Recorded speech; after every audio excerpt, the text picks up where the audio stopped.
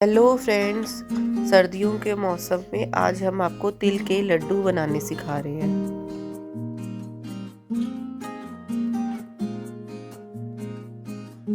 हमने आधा किलो तिल लिए हैं, पैकेट वाले 250-250 ग्राम के 2 पैकेट हैं। इन्हें साफ कर लिया है अच्छे से देखकर। अब इन्हें हम कढ़ाई में भूनेंगे हल्का सा। अब हमें बिना घी डाले इन्हें भूनना है।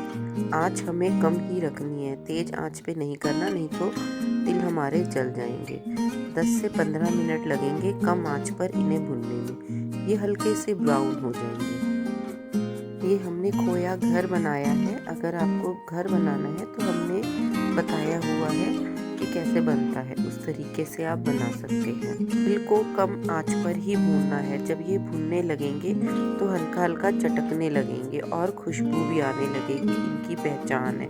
फिर आप थोड़े से तिल लीजिए और खा कर देखिए। अगर आपको कच्चापन नहीं लग रहा है तो इसका मतलब आपके तिल भून गए हैं। अब तिल हमारे भून गए हैं। इसे हमें आधा घंटे के लिए ठंडे कर देना है। जब आपके तिल भून जाएंगे तो इसे आप एक कढ़ाई से निकाल दीजिए। जब तिल ठंडा हो जाएगा तब इसे हमें कढ़ाई से निकाल कर रख लेना है। अब हमें मिक्सी के जार में डालना है और हल्का सा चलाना है, जिससे तिल हमारा हल्का सा पिस भी जाए, पाउडर हो जाए और कुछ रह भी जाए। ये देखिए आप, इस तरीके से हमारा ये तिल अब पिस भी गया है और कुछ नहीं भी पिसा है। बस इस तरह से ज़्यादा चला के इसका तेल नहीं निकालना है, क्योंकि अगर हम ज़्यादा तेल चलाएंगे तो इसमें से तेल निकलने लगेगा। 2-3 चम्मच तेल अलग रख लिए थे साबुत, उसी में से बचा लिए थे। अच्छा, अब हमने खोया बनाया है जो घर पर, इसे हम मिक्सी में पीस लेंगे। इसे भी 2-3 बार मिक्सी में चला देंगे, जिससे कि ये स्मूथ बैटर बन जाए। हमारे आधा किलो तिल है और 300-350 ग्राम हमारा खोया है। ये घर का बना हुआ है। तो आप अगर बाजार का लेते हैं तो 300 ग्राम आप खोया लीजिए आधा किलो तिल में। अगर आपको लगे कि बाजार का खोया थोड़ा ड्राई है या वो नहीं सही हो पाया तो आप उसमें ताज़े दूध की थोड़ी सी मलाई मिला लीजिए, तो वो ऐसे ही स्मूथ सा बैटर बन जाता है। अब हमने एक चिलमची लेनी है और इसके अंदर जो हमने तिल पीसे हैं ये डालने हैं। खोया हमें थोड़ा थोड़ा करके ही डालना है, क्योंकि एकदम से खोया डालने से जो हमारा बैटर है वो पतला हो जाता है और कई बार लड्डू नहीं बन पाते हैं। तो इसलिए आप थोड़ा थोड़ा खोया ही डालिएगा, क्योंकि कभी खोया किसी का गाढ़ा होता है, किसी का पतला होता है। ये देखिए, अब हम थोड़ा थोड़ा खोया ही डाल रहे हैं इसमें। हमारा आधा किलो खोया था, जिसमें से हमारा 300-350 ग्राम खोया इसमें डल गया है। अब इसमें हमने 2 कटोरी चीनी डाली है।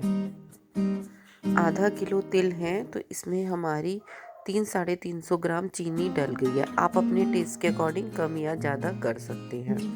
और वैसे आप देखिए तो ये हमने 2 कटोरी डाली है। ये देखिए, आप इस तरह से फैला कर डालिए तो हमेशा ठीक से ही आता है, उतना ही आता है। ये देखिए आप, इस तरीके से चीनी ना कभी कम होती है और ना ज़्यादा होती है। अब इन्हें हमें मिक्स करना है, आटे की तरह एक डो बना लेना है।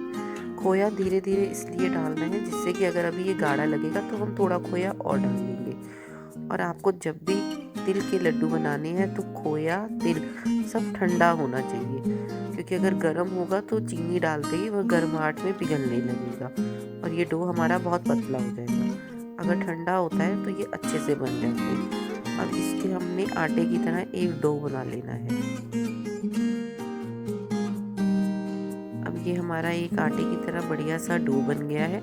अब हम एक लड्डू बनाकर देखेंगे कि प्रॉपर बन रहा है या नहीं बन रहा। अगर लग रहा है कि हमारे लड्डू फैल रहे हैं तो हमें थोड़े तिल और मिलाने पड़ेंगे।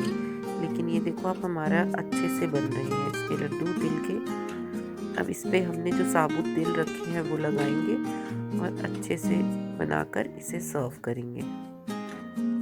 तिल के लड्डू थोड़े सॉफ्ट ही बनते हैं, बनाइए और खाइए।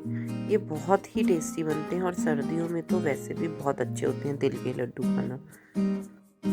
अब हम इसके लड्डू बना लेंगे। कुछ तिल लगाकर बना रहे हैं, कुछ बिना तिल के।